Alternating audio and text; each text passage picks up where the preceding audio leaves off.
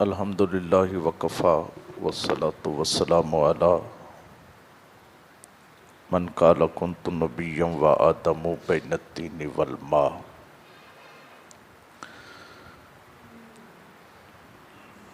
الذی کان صدیقا فی تصدیقاتہ عادلا فی احکامی غنیا فی اموالی علیا فی درجاتی فاطما فی تطہیراتی حسنا فی صفاتہ حسینا فی تجلیاتی زین العابدین و عباداتہ باکرا فی العلم الاولین والآخرین بمعلوماتی صادقا فی الاقوال کاظما فی جمیع الاحوال متمکنا علی مقام الرضا عسکریا علی سبیل النجات مہدیا الی طریق الیقین۔ اما بعد فاعوذ باللہ من الشیطان الرجیم بسم اللہ الرحمن الرحیم۔ قال اللہ تعالی وتبارک فی القرآن المجید والفرقان الحمید قل ما کنت بدعا من الرسل صدق اللہ مولانا العظیم وبلغنا رسولہ النبی الکریم الامین ونحن علی ذلک لمن الشاہدین والشاکرین والحمد للہ رب العالمین۔ ان اللہ وملائکتہ یصلون علی النبی یا ایہا الذین آمنوا صلوا علیہ وسلموا تسلیما۔ محبت سے درود و سلام پڑھ لیجیے۔ الصلاۃ والسلام علیک یا سیدی یا رسول اللہ، الصلاۃ والسلام علیک یا سیدی یا حبیب اللہ، وعلی آلک واصحابک یا سیدی یا نور اللہ۔ بے حد حمد و ثنا خالق کائنات کے لیے، مالک شش جہات کے لیے، دانائے سبل ختم الرسل مولائے کل تاجدار مدینہ سرور قلب و سینہ شفیع امم تاجدار عرب و عجم فخر آدم و بنی آدم شہ ہر دو سرا محبوب کبریا شافع روز جزا علیہ تحیت و ثنا کے دربار گوہر بار میں محبتوں عقیدتوں ارادتوں کا ارمغان نیاز بصورت درود و سلام پیش کرنے کے بعد اللہ رب العزت کے حضور دعا ہے مولا کریم اس حاضری کو شرف قبولیت عطا فرمائے۔ آج کا ہمارا موضوع ہے بدعت کیا ہے، بدعت کا مفہوم کیا ہے۔ چونکہ کچھ لوگ ایسے ہیں جو بدعت کے دانت تیز کیے ہوئے ہیں اور ہر عمل پر کاٹ کھانے کو دوڑتے ہیں،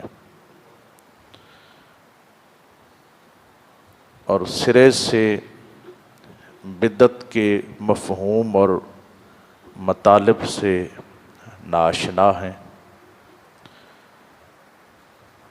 خود بدعات کے مرتکب ہیں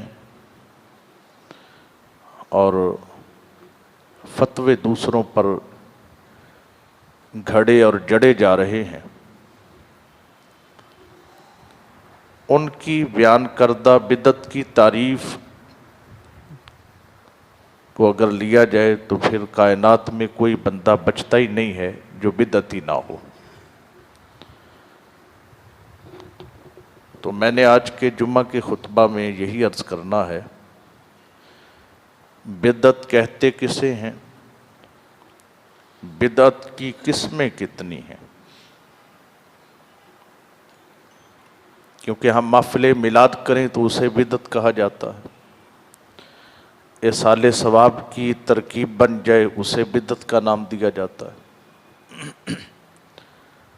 نتیجے کی صورت میں کول خوانی ہو، 40ویں کی صورت میں ختم چہلم ہو، اذان سے پہلے درود ہو، تو ان سارے معاملات کو بدعت کہا جاتا ہے۔ اور ایسے کام کرنے والوں کو پھر گمراہ کہا جاتا ہے، دلالت پر مبنی ان امور کو گردانا جاتا ہے۔ میں نے اس حقیقت کو آشکار کرنا ہے کہ یہ جتنے امور ہیں، جتنے معاملات ہیں جو اہل سنت و جماعت کے حصہ میں جو شرف و اعزاز آیا ہے، علم سے، عقل سے ناآشنا لوگ اور بے بہرہ لوگ جو ہیں وہ اسے گمراہی قرار دیتے ہیں۔ قرآن و حدیث سے ہم نے یہ دیکھنا ہے کیا یہ امور بدعات میں ان کا شمار ہے یا دیکھنے میں کام نئے ہیں مگر حقیقت میں سنت مصطفیٰ کی خوشبو سے بھرپور ہے۔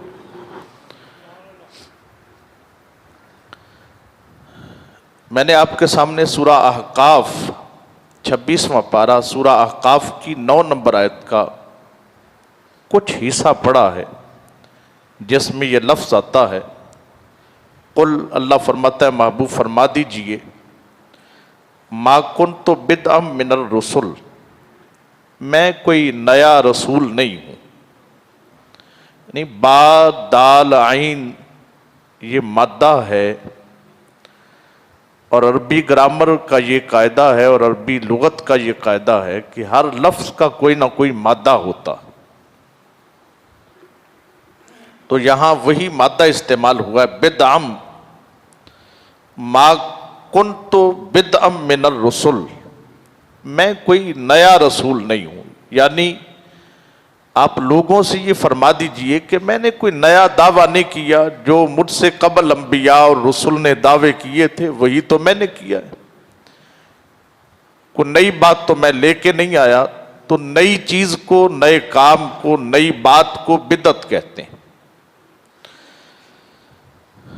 مزید اس کی وضاحت کے لیے میں ایک اور آیت پڑھے دیتا ہوں، سورہ الحدید ہے، 27واں پارہ ہے اور 27 نمبر ہی آیت ہے سورہ الحدید کی۔ اللہ رب العزت نے ذکر فرمایا ہے، وَرَهْبَانِيَّةً نِبْتَدَعُوهَا مَا كَتَبْنَاهَا عَلَيْهِمْ، فرمایا راہب بن جانا، یہ تو انہوں نے دین میں اپنی طرف سے نئی بات نکالی ہے۔ عیسائیوں کی بات ہو رہی ہے، انہوں نے نئی بات نکالی ہے، ابتدعوہا، یہ بھی با دال عین اس کا مادہ یہاں بھی، یہ نئی بات انہوں نے نکالی ہے، ما کتبناہا علیہم، ہم نے تو ان پر نہیں یہ مقرر کیا تھا کہ تم راہب ہو جاؤ، دنیا کو ترک کر دو۔ تو یہ نئی بات انہوں نے اپنی طرف سے نکالی۔ تو نئی چیز جو دور نبوت میں نہ ہو اسے بدعت کہتے ہیں۔ اور اس کی آسان سی تعریف میں اپنی طرف سے، میں نے تو ایک لفظ بتایا، اس کا یہ مادہ ہے اور معنی یہ بنتا ہے۔ باقی بدعت کسے کہتے ہیں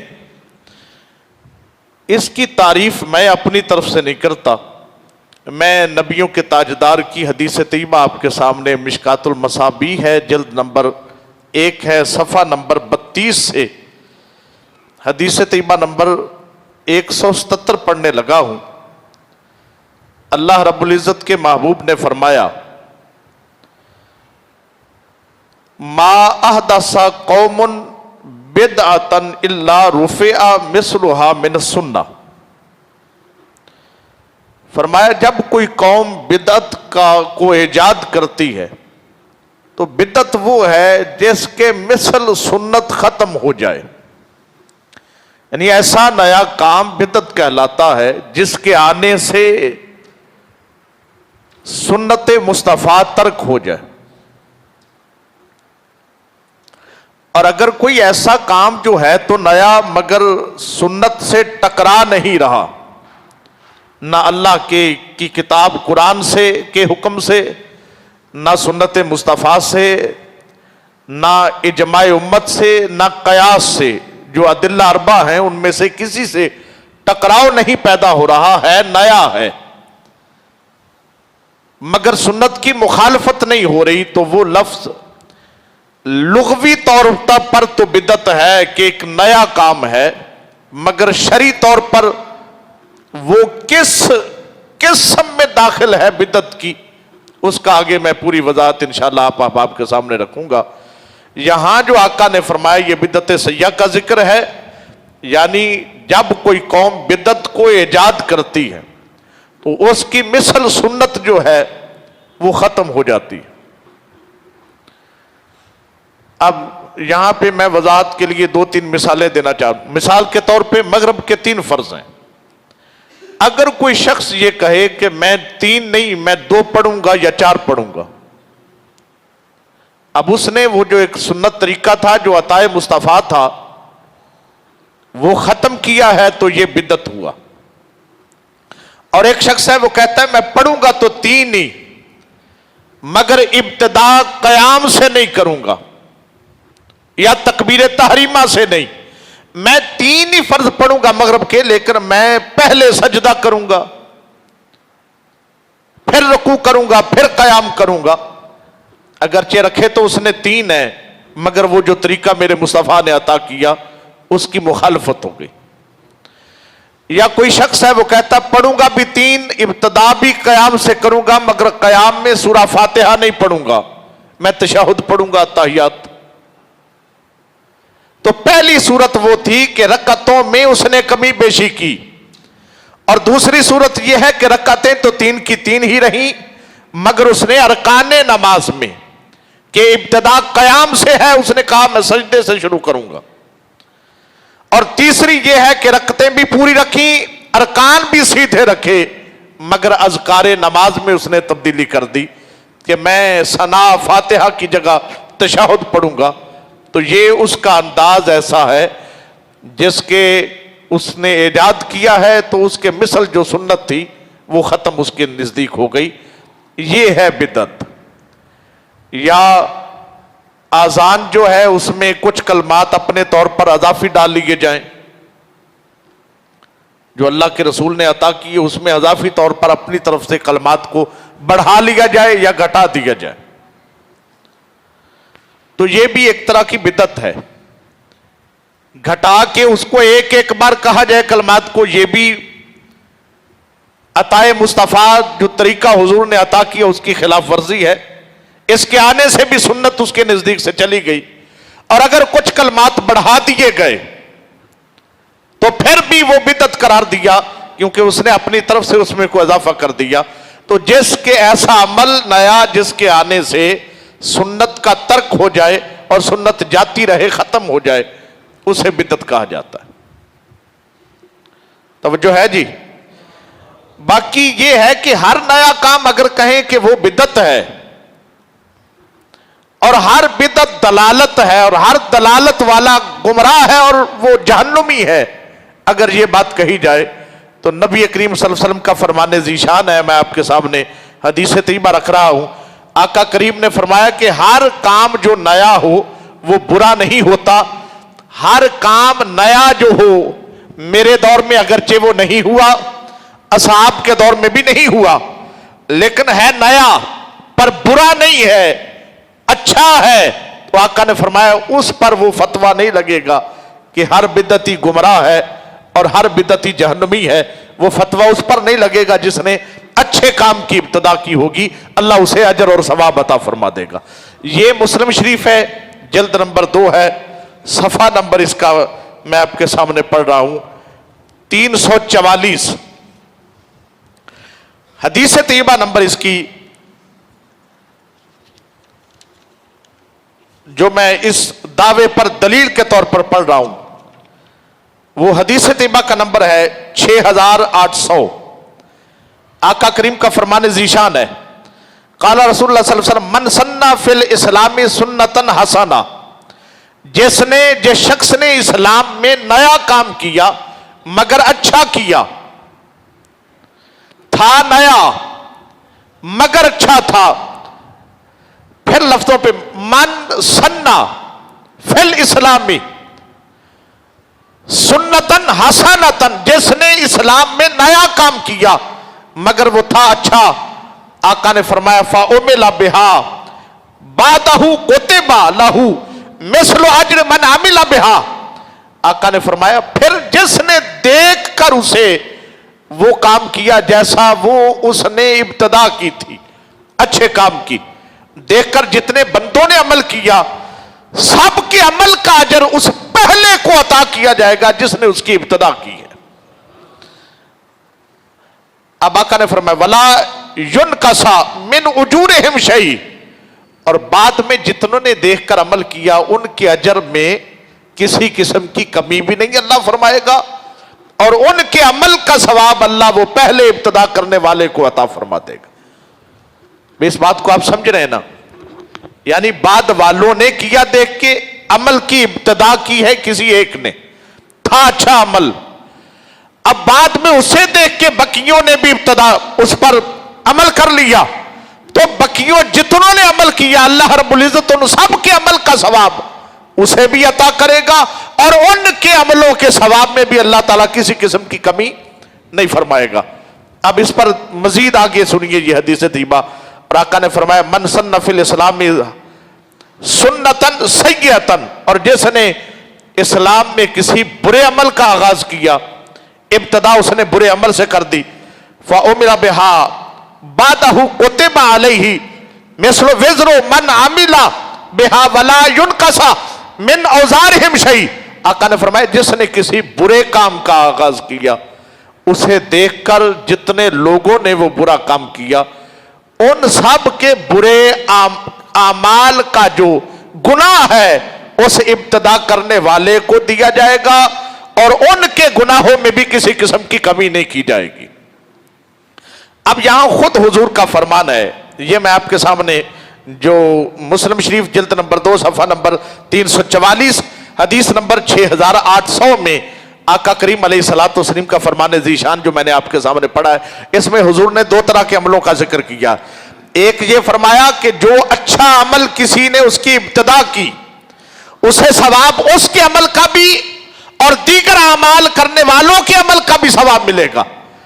अगर हर नया काम इस्लाम में बिदअत होता और गुमराही होता और हर नया काम करने वाला जहन्नमी होता तो फिर आका करीम यूं अजर का मुजदा ना अता फरमाते, फिर यही फरमाते कि भाई काम नया होगा, जिसका चाहे वो अच्छा हो या बुरा हो, बाहर दो सूरत गुनाह ही गुनाह होगा, सवाब नहीं होगा। मगर आका फरमाते नया काम अगरचे हो मगर होना अच्छा चाहिए, अल्लाह उस पर अजर और सवाब अता फरमा देता। अब यहां पे इस बात को, अब वो जो उनकी दलील है जो कहते नया जोन सा भी हो वो गुमराही है, वो भी हुजूर की हदीस तैयबा है। आका ने फरमाया कुल्लु मुहतसतिन बिदा कुल्ला बिदातिन दलाला कुल्ला दलालतिन फिन्नार, ये हुजूर की हदीस तैयबा है। मिशकातुल मसाबी पढ़े जिल्द नंबर 1 के सफ़ा नंबर 30 पे ये हदीस मौजूद है। आका ने फरमाया हर नया काम बिदत है, कुल्लो बिदतिन दलाला, हर बिदत गुमराही है, कुल्ला दलालतिन फिन्नार, और हर गुमराह दोज़खी है। वो यहां से ये मुराद लेते, देखें हुजूर ने फरमाया कुल्लो मुहतसतिन बिदा, हर नया काम बिदत है। हुजूर ने यहां तखसीस नहीं फरमाई कि वो अच्छा हो या बुरा हो, फरमाया जो भी नया है वो बिदत है, कुल्ला बिदतिन दलाला, हर बिदत जो यानी नया काम है वो गुमराही है। हुजूर ने यहां अच्छे और बुरे की तखसीस नहीं की। मैंने कहा वहां अगर हुजूर ने तखसीस नहीं फरमाई तो यहां तो तखसीस हो गई है ना। ये जो मुस्लिम शरीफ है वो मिशकात शरीफ की हदीस है सफ़ा नंबर 30 पे जिल्द नंबर 1 पे, और ये मुस्लिम शरीफ की हदीस है जिल्द नंबर 2 के सफ़ा नंबर 344 से हदीस तैयबा नंबर 6800। आका ने फरमाया नया हो अगर बुरा है तो फिर गुनाह होगा, اور اگر نیا ہے مگر اچھا ہے تو اللہ اس پر اجر و ثواب عطا فرما دے گا۔ لیکن پھر بھی وہ کہتے نہیں جی ہر کل بدعت دلالہ، ہر نیا کام گمراہی ہے۔ اسی پر بضد ہیں کچھ لوگ، اب اس پر میں عرض کرنے لگا ہوں۔ ہر نیا کام اس کی دو صورتیں ہیں، ایک ہے نیا تو ہے مگر اچھا ہے، اور دوسرا یہ کہ نیا ہے مگر برا ہے۔ تو اس بنا پر محدثین نے، ائمہ نے بدعت کی دو قسمیں بیان کی ہیں۔ وہ کہتے ہیں ایک ہے بدعت حسنہ، دوسری ہے بدعت سیئہ۔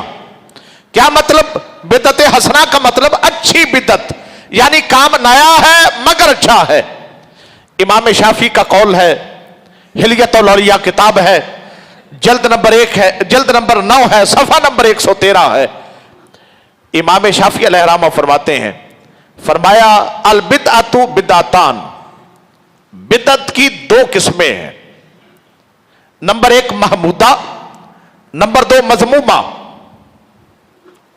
فرمایا ایک وہ ہے جو محمودہ ہے، یعنی جس کی تعریف کی جائے، نیا کام ہے مگر قابل تعریف ہے، اور دوسرا وہ ہے جو مذمومہ ہے کہ کام نیا کیا مگر برا تھا، لوگ دیکھنے والے متنفر ہو گئے اور انہوں نے مذمت کی کہ یہ تو نے کیا کر دیا۔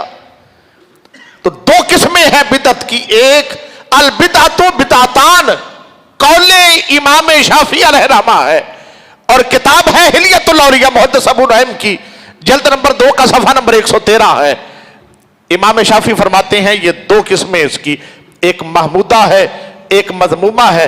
فرمایا فما وافق السنہ فہو محمود، ایسا نیا کام جو سنت کے مطابق ہو، یعنی ہے نیا مگر اس کے اوپر سنت کی اصل موجود ہے نیا مگر اوپر سنت کسی جہت کے اعتبار سے موجود ہے، تو فرمایا فہو محمود، وہ اچھا ہے، اسے بدعت محمودہ کہتے ہیں۔ اور فرمایا فما خالف السنہ فہو مذموم، اور جو نیا ہے مگر سنت کی خلاف ورزی میں ہے، سنت کی مخالفت میں ہے، نیا ہے، فرمایا وہ مذموم ہے۔ سو جو کہے کہ ہر نیا غلط ہے، ہر نیا بدعت ہے، اور ہر نیا کام کرنے والا گمراہ اور جہنمی ہے، تو امام شافعی فرماتے ہیں کہ ایسی بات نہیں ہے، نیا ہو اچھا ہو تو محمود ہے، نیا ہو برا ہو تو مذموم ہے۔ اور اسی یہ جو تقسیم کار ہے جسے بدعت کو دو قسموں میں تقسیم کیا گیا ہے، یہ تنہا امام شافعی کا نہیں، امام غزالی علیہ الرحمہ کا قول بھی ہے۔ احیاء العلوم ہے، جلد نمبر 1 ہے، صفحہ نمبر 267 ہے۔ امام غزالی فرماتے ہیں البدعۃ قسمان، بدعت کی دو قسمیں ہیں۔ پوچھا گیا کون سی؟ فرمایا وہی فرمایا ایک محمودہ ہے ایک مذمومہ ہے۔ پوچھا گیا ان کی کیا تفریق ہے؟ فرمایا البدعۃ مذمومہ وہی تصادم السنہ، بدعت مذمومہ وہ ہے جو سنت مصطفیٰ سے متصادم ہو جائے، ٹکراؤ پیدا ہو جائے، اور اگر نیا ہے مگر سنت مصطفیٰ سے ٹکراؤ لازم نہیں آ رہا تو فرمایا وہ بالکل ٹھیک ہے، اسے مذمومہ نہیں کہا جائے گا، اسے بدعت محمودہ کہا جائے گا۔ یہی امام غزالی نے اس کی اب یہاں پہ قسمیں بیان کرتے ہوئے یہی دو قسموں کا ذکر کیا ہے۔ اب معلوم ہوا ہر بدعت کو ایک ہی پلڑے میں نہیں تولا جائے گا، ہر نئے کام کو ایک پلڑے میں نہیں تولا جائے گا۔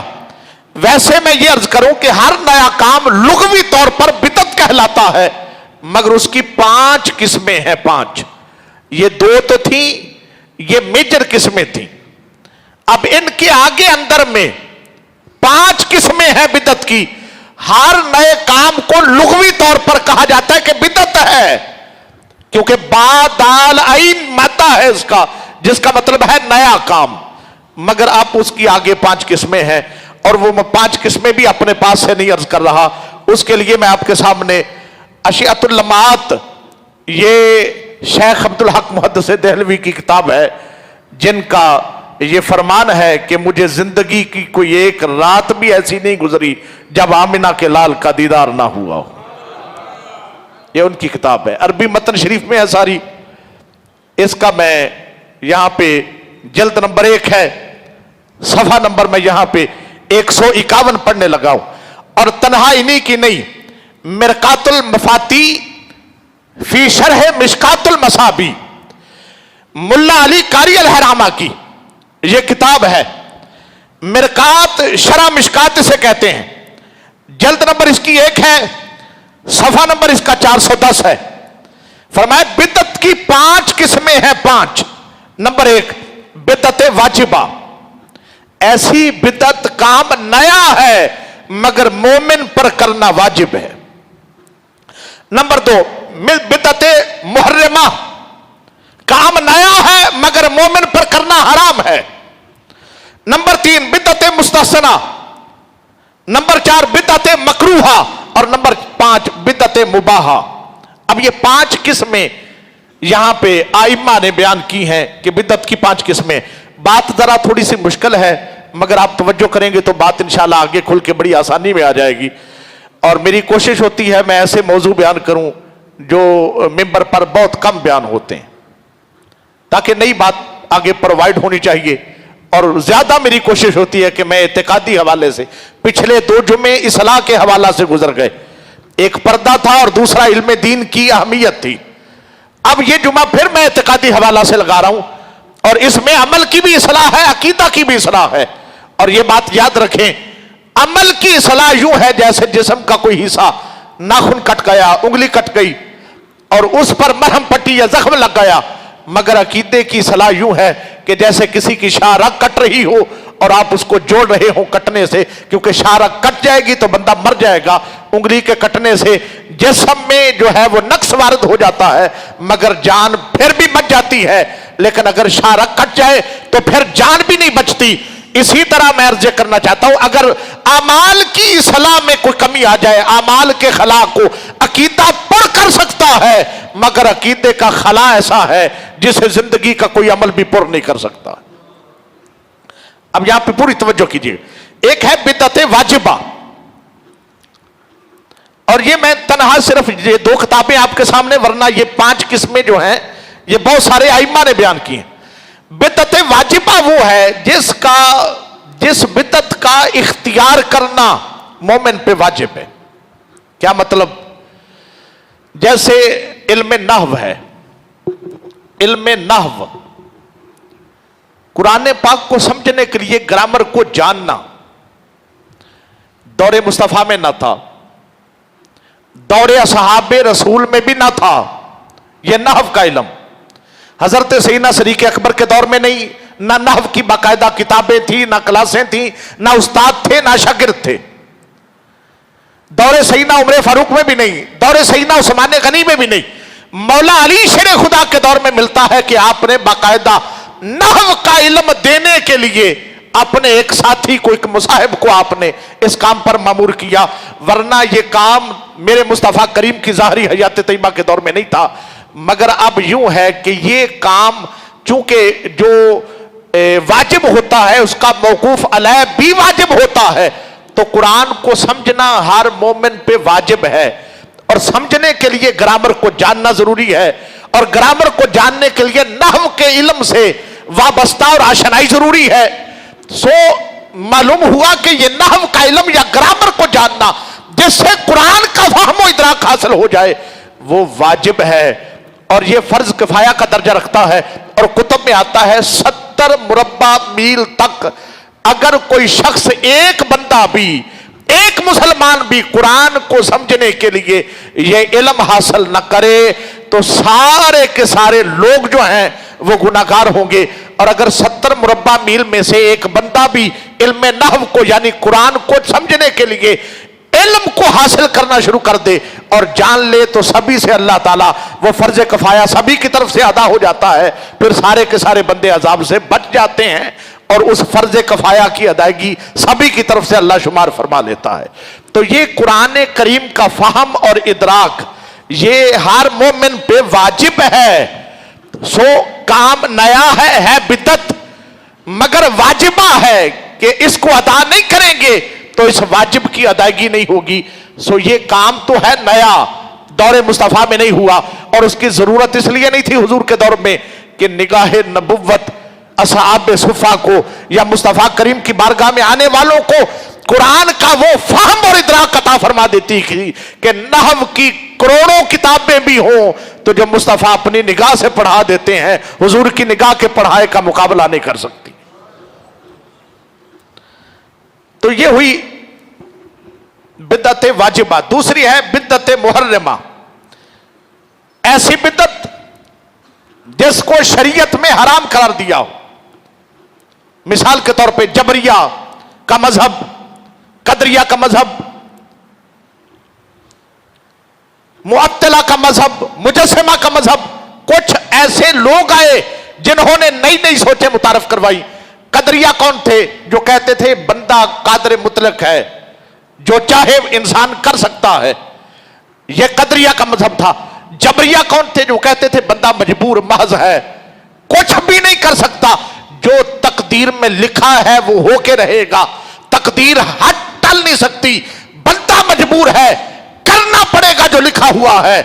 और मुजस्सिमा का मजहब ये था कि वो अल्लाह ताला के जिस्म को मानते थे। और मुअत्तिला का मजहब ये था, वो कहते थे अल्लाह ने बस अकल बना दी है, अल्लाह ने एक काम किया है कि अकल बना दी, बाकी जितनी चीजें बनाई हैं वो इंसान ने अकल के बलबूते पे बनाई हैं, अब अल्लाह को उनमें कोई दखल नहीं है। तो ये जो नए नए मजाहिब आ गए, नई नई सोचें आ गई जो इस्लाम से मुतसादम थी और दीन मुस्तफा से जिनका टकराव आ रहा था और अल्लाह के कुरान और मुस्तफा के फरामीन के साथ जो मद्दे मुकाबल खड़ी थी और टकराव लाजम आ रहा था, ऐसी बिदआत को स्थिर नहीं सोचें, इन्हें बिदअत मुहर्रमा करार दिया गया, यानी हराम बिदअत है जिसके करने वाला गुमराह है। कुल्लु बिदअतिन दलाला व कुल्लु दलालतिन फिन्नार, हर वो बंदा जो बिदअत मुहर्रमा का मुर्तकब होगा वो गुमराह है, और ऐसा हर गुमराह दोज़ख में जाएगा। वो जो हुजूर की हदीस तैयबा मिशकातुल मसाबी के जिल्द नंबर 1 के सफ़ा नंबर 30 पे है, वो उसमें इसी बिदअत का हुजूर ने जिक्र फरमाया है। तीसरी किस्म है बिदअत मुस्तहसिना। क्या मतलब? जो बिदअत वाजिबा की तरह वाजिब भी ना हो और बिदअत मुहर्रमा की तरह मना भी ना की गई हो, मुस्तहसना कि कर लो तो सवाब है, ना करो तो गुनाह नहीं है, इसे बिदअत मुस्तहब्बा भी कहा जाता है। मिसाल के तौर पे मुसाफिर खाना बनवा दिया जाए, काम नया है मगर ना करने वाला गुनाहगार है। ऐसा नहीं है कि जिसने किया नहीं, वाजिब था सो उसने नहीं किया तो गुनाहगार हो गया, और ऐसा भी नहीं है कि इसको करना जरूरी है और ना करने पर गुनाह नहीं है, मगर अगर कर लिया जाए तो सवाब है। जैसे मुसाफिर खाना बना दिया जाए, पानी की सबील का एहतमाम कर दिया जाए, या मदारिस को बना दिया जाए। मदारिस का ये जो 10-10 मंजिला आज इमारतें नजर आती हैं, अगरचे दौरे मुस्तफा में ऐसे मदारिस नहीं थे, अगरचे मेरे मुस्तफा करीम के दौर में ऐसे मदारिस की ऐसी बिल्डिंगें नहीं थी, मगर पीछे सुन्नत नजर आ रही है मेरे मुस्तफा की कि आका ने एक सुफा चबूतरा बनाया है जिस पर असहाब सुफा बैठकर मेरे मुस्तफा से दीन की तालीम लेते थे। वो पीछे वो सुन्नत नजर आ रही है, उसी सुन्नत के साए में अब आगे कयामत तक के लिए मदारस बनते रहेंगे। और हर फिरके वाला बना रहा है जो हर नए काम को बिदअत करार देते हैं, वो भी मदारस बना रहे हैं और बिल्डिंगें बना रहे हैं, मगर उन्हें यह नजर नहीं आता कि हुजूर के दौर में नहीं थी। लेकिन वो कहते, जब उनसे पूछा जाए कि ऐसी बिल्डिंगें ऐसे मदारस तो दौरे मुस्तफा में नहीं थे, वो कहते हुजूर के दौर में असहाब सुफ़ा थे, वो चबूतरे पे बैठ के दीने मुस्तफा को हासिल करते थे, लिहाजा वो हमें नजर आ रहा है। मैंने कहा आज अगर तुम्हें नजर आ रहा है कि दौरे मुस्तफा में असहाब सुफ़ा ने एक चबूतरे पे बैठ के मेरे मुस्तफा से दीन का इल्म लिया है, तो तुमने नतीजे के तौर पर मदारस इतनी बिल्डिंगों वाले बना लिए और तुम्हें बिदअत नजर नहीं आती। तो मेरे मुस्तफा ने तबूक पर जाते हुए अगर हाथ उठाकर दुआ मांग ली है और सामने खाना रख के मेरे मुस्तफा ने कुछ पढ़ लिया है, تو ہمیں وہ نظر آتا ہے اگر وہ 2 منٹ کی مصطفیٰ نے دعا مانگی ہے تو اگر ہم اس کے نتیجہ کے وہ سنت مصطفیٰ کو دیکھ کر اگر ہم 1 گھنٹے کی دعا کسی کے لیے مانگ لیتے ہیں تو وہ بھی ناجائز نہیں، کیونکہ اس کے اوپر بھی ہمیں سنت مصطفیٰ کا سایہ نظر آ رہا ہوتا۔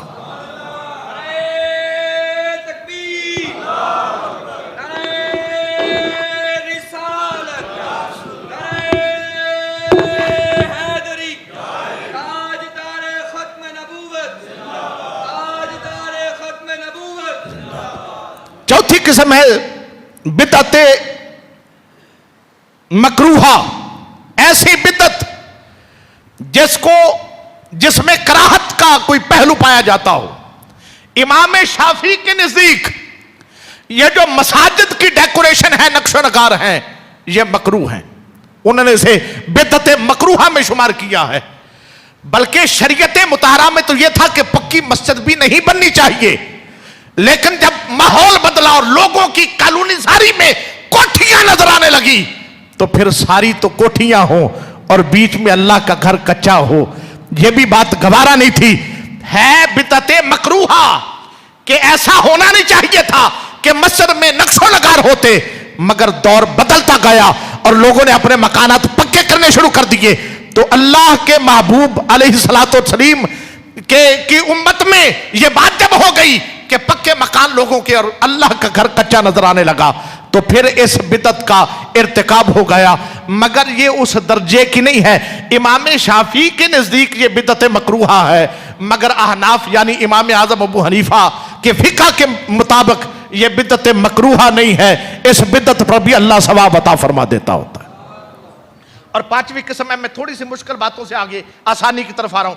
5ویں قسم ہے بدعت مباحہ، اور بدعت مباحہ یہ ہے کہ لذیذ کھانے کھائے جائیں۔ ایسی بدعت جو ہے تو نہیں، مگر اس میں ثواب کے حصول کی نیت نہ ہو، جائز سمجھ کے کیا جائے۔ جیسے لذیذ کھانے ہیں، طرح طرح کے لباس ہیں، اصحاب رسول کے آپ کھانے کو دیکھیں تو ایک ایک کھجور پر ہفتہ ہفتہ گزارا ہے، اور اصحاب رسول کے اگر لباس کو دیکھا جائے تو حضرت امیر حمزہ ہیں، جب شہید ہوئے میدان احد میں ایک ہی چادر ہے آپ کے کفن کے لیے، اور وہ اتنی چھوٹی ہے کہ اگر سر کو ڈھانپا جاتا ہے تو حضرت امیر حمزہ کے پاؤں مبارک ننگے ہو جاتے ہیں، اگر کھینچ کر پاؤں پر دی جاتی ہے تو حضرت امیر حمزہ کا چہرہ مبارک ننگا ہو جاتا ہے۔ آج مولوی سے پوچھو جو کہتا ہے ہر بدعت گمراہی ہے اور ہر بدعت کا ارتکاب کرنے والا دوزخی اور جہنمی ہے، اسے پوچھو تیرے پاس 10 20 سوٹ ہیں اور عجیب عجیب رنگوں کے ہیں، تجھے نظر نہیں آتا کہ شریعت میں دور مصطفیٰ میں ایسا لباس نہیں تھا؟ تیرے سامنے طرح طرح کے کھانے لگے ہوئے ہیں، 10 قسم کی ڈشیں تیرے سامنے ہیں، تجھے نظر نہیں آتا حدیثوں میں کہ دور مصطفیٰ میں یہ سارے کھانے جو ہیں ان کا تو تصور بھی نہیں تھا؟ وہاں تو ایک ایک کھجور پر ہفتہ ہفتہ گزارا کیا جاتا تھا۔ اگر تیرے 10 کھانے تجھے بدعت نظر نہیں آتے تو 11ویں کی کھیر تجھے بدعت کیوں محسوس ہو رہی ہے؟ اگر تیرے کھانے تو سمجھتا ہے کہ بھئی جو اللہ نے نعمت دی ہے اس کا استعمال ہونا چاہیے، اس کا اثر جو ہے وہ انسان کی شخصیت پہ ہونا چاہیے، تو تجھے اگر تیرے 10 کھانے بدعت محسوس نہیں ہوتے، 11ویں والے کی کھیر بھی تجھے بدعت محسوس نہیں ہونی چاہیے۔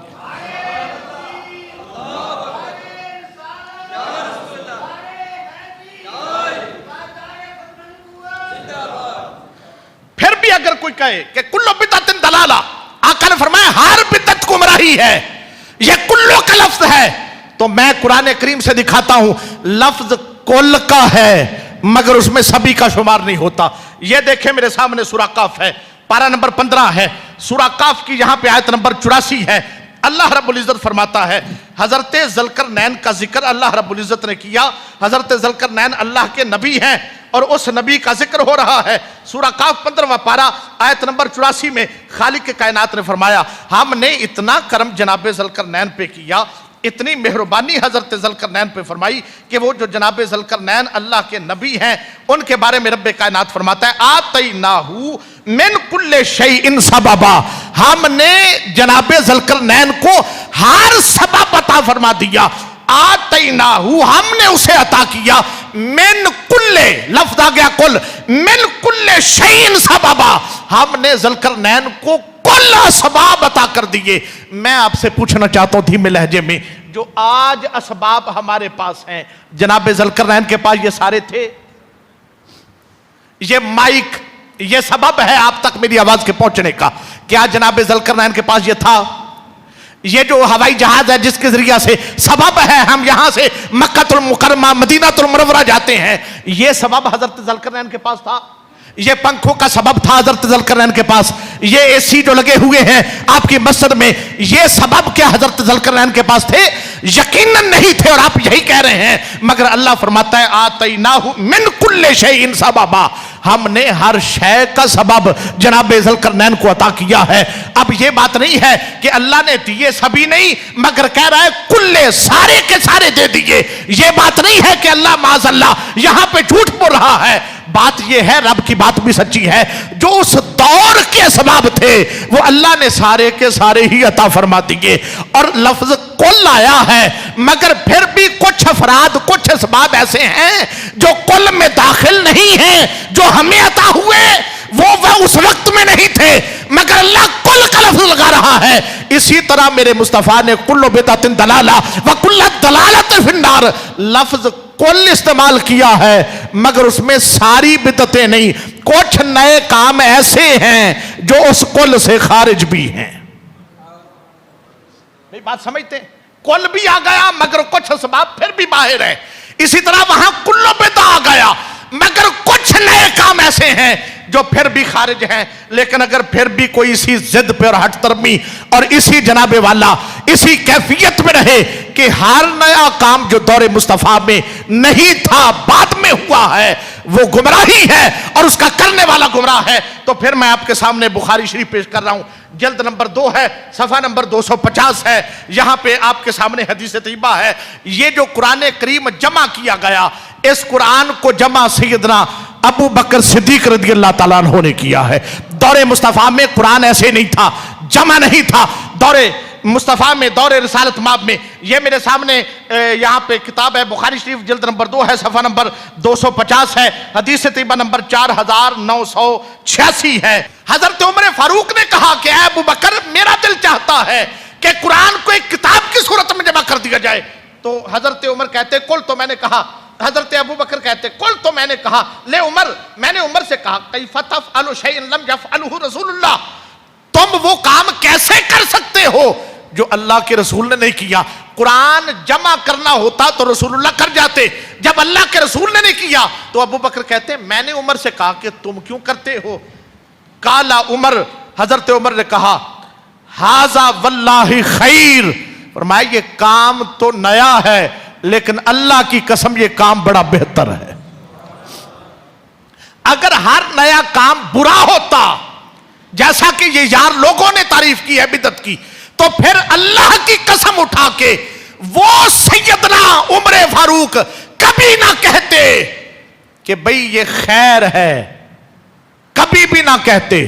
وما، جن کے بارے میں نبی پاک فرمائے الحق ینطق علی لسان عمر، عمر جب بھی بولتا ہے حق بولتا ہے، پھر کیوں کہہ رہے ہیں کہ بھئی یہ خیر ہے؟ قال عمر ھذا واللہ خیر، حضرت ابو بکر کہتے ہیں حتی شرح اللہ صدری لذالک ورأیت فی ذالک الذی رأى عمر، حضرت ابو بکر کہتے ہیں جب جناب عمر نے یہ بات کی ہے تو کہ یہ خیر ہے، تو حضرت ابو بکر کہتے ہیں اللہ نے میرے سینے کو کھول دیا، مجھے بھی وہ بات نظر آنے لگ گئی جو جناب عمر فاروق کو نظر آ رہی تھی۔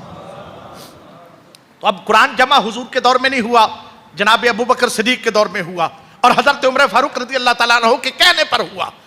اب اگر کام نیا ہے، دور نبوت میں نہیں ہوا، تو اگر یہ گمراہی ہے تو حضرت ابو بکر صدیق پہ کیا فتویٰ جائے گا؟ کیا نعوذ باللہ وہ بھی گمراہ ہوئے ان کے فتویٰ کے مطابق؟ اور تنہا یہ نہیں ہے، میں آپ کے سامنے یہاں پہ مشکات المصابیح جلد نمبر 1 کے صفحہ نمبر 117 پہ ایک اور امر رکھتا ہوں جس میں صحابہ کرام کا یہ 117 صفحہ ہے، اور حدیث طیبہ نمبر میں آپ کے سامنے جو پیش کر رہا ہوں، حدیث کا نمبر جناب والا 1226 ہے۔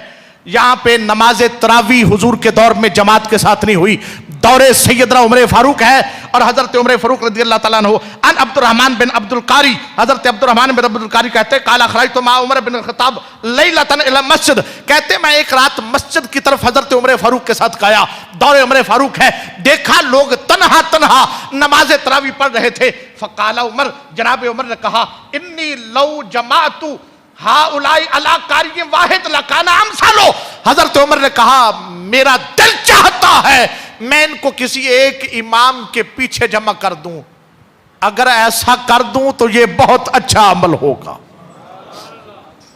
काम नया कर रहे हैं मगर उसे अच्छा भी कह रहे। अब सुम्मा आज़मा, फिर पक्का इरादा कर लिया, फजमाहुम अला उबई इब्न काब, फिर हजरत उबई इब्न काब को इमाम बना दिया गया और पीछे खड़ा कर दिया गया सारे सहाबा को। अब कहते हैं जनाबे अब्दुर्रहमान इब्न अब्दुल कादी कहते हैं काला सुम्मा खराज तो माहू लैलतन उखरा, फिर एक और रात आई मैं जनाब उमर के साथ रात को निकला, वन्नासु यसल्लूना बेसलाते, का लोग बाजमात नमाज पढ़ रहे थे, कार अहम एक इमाम के पीछे। काला उमर नेमतुल बिदअतु हाज़िही, हजरत उमर ने कहा ये कितनी अच्छी बिदअत है। नेमतुल बिदअतु हाज़िही, बिदअत भी कहा और अच्छी भी कहा, नेमा अच्छी भी कहा। मियां अगर हर बिदत बुरी होती तो हजरत उमर फारूक इसे बिदत भी कह रहे हैं साथ अच्छी भी फरमा रहे।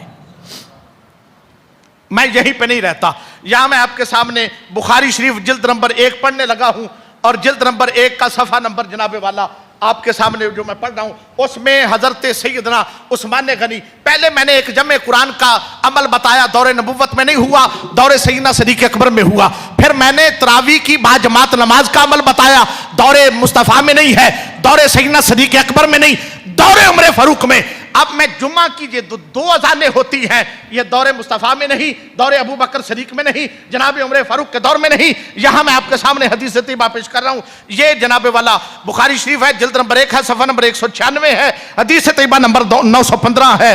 यहां लिखा है इन ताज़ीन सानी यौमल जुमाती अमर बिही उस्मान, जुम्मा की नमाज के लिए ये जो दूसरी अजान है इसका हुक्म हजरत सैयदना उस्मान गनी ज़ुन्नूरैन ने दिया। किसी सहाबी ने नहीं कहा कि जो दौर हुजूर के, जो काम हुजूर के दौर में नहीं आप वो क्यों कर रहे हो, और अगर कर दिया तो कुल्लु बिदअतिन दलाला कुल्लु दलालतिन फिन्नार, हर नया काम बिदअत है और हर बिदअत करने वाला तो गुमराह हो जाएगा और हर गुमराह जो बिदअती होगा वो जहन्नमी हो जाएगा।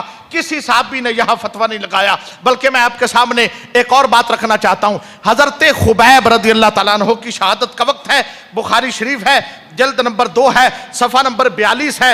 जब हजरत खुबैब को शहीद किया जाने लगा, आपको कत्ल किया जाने लगा है, हजरत खुबैब ने कहा लोगों रुक जाओ, रुक जाओ, उन कत्ल करने वालों को कहा। ये मैं आपके सामने हदीस तैयबा नंबर 3999 पढ़ रहा हूं, बुखारी शरीफ जिल्द नंबर 2 के सफ़ा नंबर 42 से। हजरत खुबैब ने कहा, फरमाया रुक जाओ भाई, रुको थोड़ा ठहरो, क्यों? दौनी उसल्ली रकातैन, मुझे छोड़ दो, मैं 2 रकत नमाज पढ़ना चाहता हूं। अब ये बात बहुत लंबी, मैं कभी फिर अर्ज करूंगा हजरत खुबैब का मुकाम क्या है, यहां पे सारा लिखा है।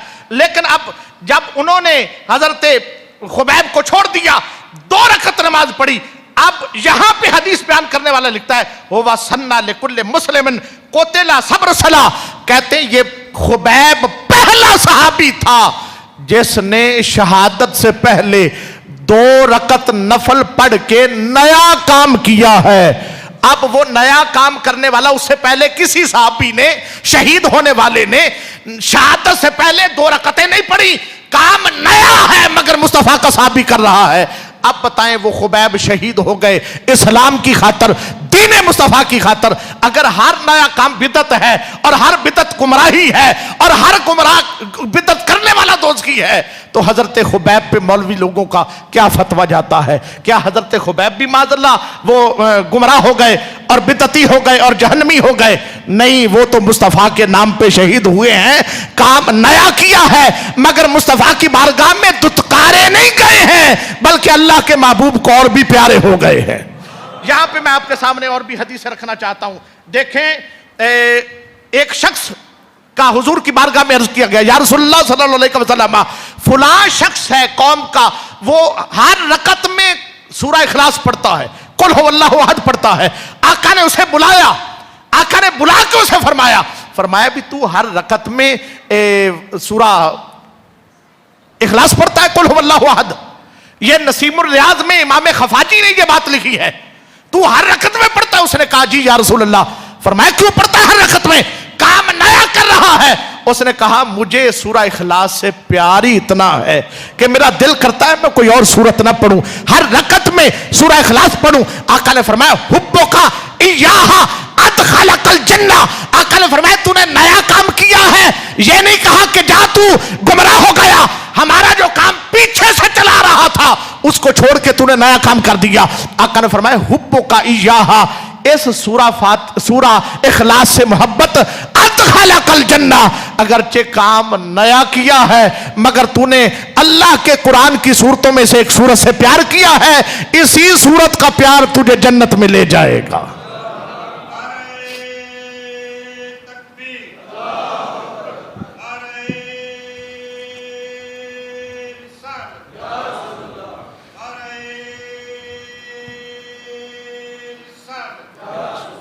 भाई बातें बहुत मेरे सामने, बहुत बातें मेरे सामने हैं। दामने वक्त में गुंजाइश नहीं, वक्त ऊपर हो रहा है, मैं बस दो हवाले, चूंकि ये मौजू इसी जुमे लगना अगले जुमे नहीं जाएगा। बात मेरी पूरे गौर से समझिएगा। नबी करीम काम नया हो मगर मोहब्बत में हो, काम अगरचे नया हो पर मोहब्बत में हो तो बिदअत दलाला नहीं होता, वो बिदअत हसना बन जाता है। नबी पाक का विसाल हुआ, एक सहाबी बाग में गोडी कर रहे हैं, बेटे ने आके बताया कि अब्बा जी नबी पाक का विसाल हो गया। मुड़ के बेटे को नहीं देखा, वहीं बैठे बैठे दुआ मांगी, अल्लाहुम्मा इज़हब बसारी, मौला मुझे नबी ना कर दे, अल्लाहुम्मा इज़हब बसारी, मौला मुझे अंधा कर दे। वहीं पे आंखें चली गई, बेटा पकड़ के साहबा की बारगाह में लाया जहां हुजूर का दस्ते इख्तिसा। साहबा ने पूछा ये तो बीना थे, देखने वाले थे, नबीना कैसे हो गए? बेटे ने बताया, मैंने जो जाके बताया है, इन्होंने दुआ मांगी, अल्लाहुम्मा इज़हब बसारी, मौला मेरी आंखें ले ले। पूछा गया तूने ये दुआ क्यों मांगी? आज से पहले किसी ने नहीं मांगी। कहा मैंने इसलिए मांगी है कि जिन आंखों के रास्ते से दिल की दुनिया में आंखों के दरवाजे से मुस्तफा चले गए, मैं चाहता था वो दरवाजे बंद हो जाए, कोई और उन रास्तों से दिल की दुनिया में ना जाए, मैंने इसलिए आंखों के जाने की दुआ मांगी। काम नया किया, किसी साहबी ने नहीं किया था, मगर किसी साहबी ने उन्हें बिदती नहीं कहा कि तूने नया किया है। जानते थे अगरचे काम नया किया है मगर आमिना के लाल की मोहब्बत में किया हुआ। ये देखें मैं आपके सामने यहां पे फतहुल बारी आखिरी हवाला फिर शरह बुखारी यहां मैं आपके सामने पेश कर रहा हूं, सफा नंबर 9 है। इस पे लिखा है काला अल बुखारी मा कतब तो फी किताब सही हदीसन इल्ला अगसलतो कबला ज़ालिका व सल्लैतु रकअतैन। इमाम बुखारी फरमाते हैं अल्लाह की कसम है मैंने बुखारी शरीफ में कोई एक भी हदीस ऐसी नहीं लिखी है कि मैं लिखने से पहले 2 रकत नमाज नफल ना पढ़े हो और गुस्ल ना किया हो। इमाम बुखारी कहते हैं मैंने हर हदीस लिखने से पहले गुस्ल भी किया और 2 रकत नमाज नफल भी पढ़े, फिर हदीस लिखी बुखारी में। मैं कहता हूं किसी सहाबी ने ऐसा नहीं किया। इनसे कबल कोई दिखा दे मुल्ला कि किसी बंदे ने हदीस पढ़ने से पहले या हदीस सुनने से पहले, हदीस तो नबी का कौल है, रब का कुरान लिखने से पहले, अल्लाह के कौल को लिखने से पहले भी किसी ने गुस्ल किया हो और या 2 रकत नफल पढ़े हो। काम नया है जो इमाम बुखारी ने किया, इससे पहले किसी ने नहीं किया। अगर हर नया काम करने वाला बिदती है और हर बिदती जहन्नमी है तो इनके फतवा के मुताबिक इमाम बुखारी भी बिदती हुए। नौज़बिल्लाह मनज़ाक मैं नहीं कहता, इनके फतवा के मुताबिक फिर इमाम बुखारी पे भी वो इनका फतवा लगता है कि हर बिदती जहन्नमी है, मगर फिर इमाम बुखारी को मानते भी हैं अगर हर काम बिदत है जो नया हो वो गुमराही है। तो हर मुल्ला के पास, हर मकतबा फिक्र के पास जो कुरान मौजूद है उन पर जबरे जेरे लगी है। मुस्तफा के दौर में यूं जबरों जेरों वाला कुरान नहीं था।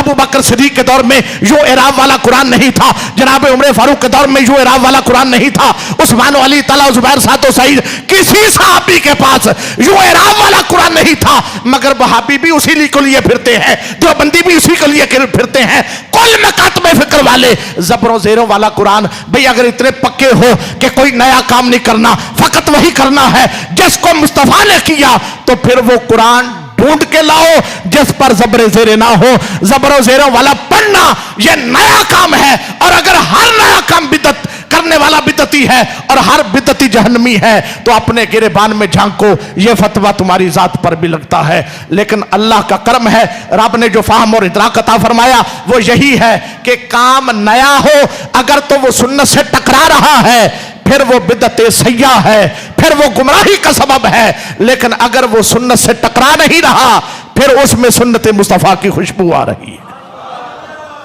اللہ رب العزت حاضری قبول فرمائے۔ وقت اگر میں آپ کا اوپر لے گیا